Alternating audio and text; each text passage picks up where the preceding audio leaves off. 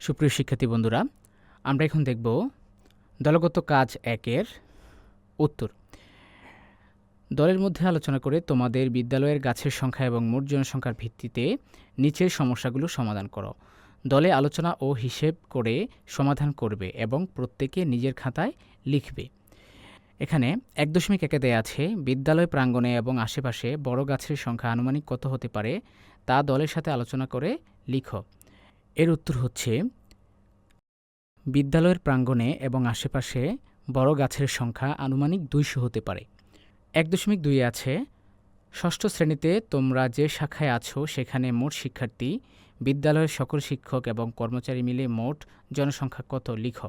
ষষ্ঠ শ্রেণীতে আমাদের শাখায় মোট শিক্ষার্থী, বিদ্যালয়ের সকল শিক্ষক এবং কর্মচারী মিলে মোট জনসংখ্যা ২২০ জন।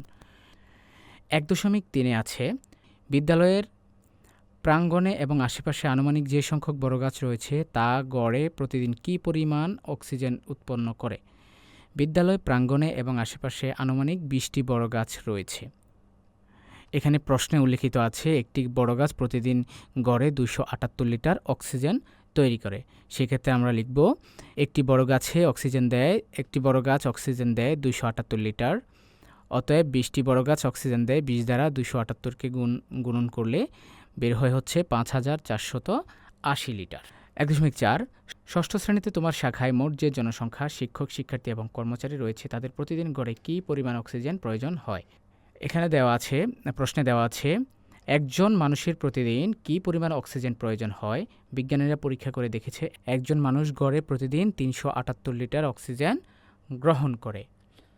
তাহলে চলো আমরা লিখি একজনের গড়ে অক্সিজেন লাগে ৩৭৮ লিটার।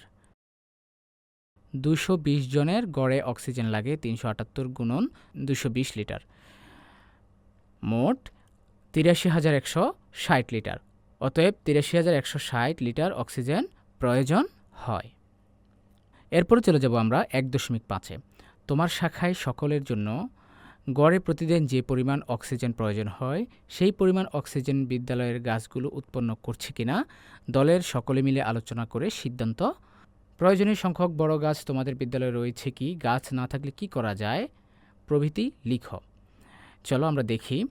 আমাদের শাখায় সকলের জন্য গড়ে প্রতিদিন ৮৩,১৬০ লিটার অক্সিজেন প্রয়োজন হয়। আমরা ১.৪-এ পেয়েছি সেটা।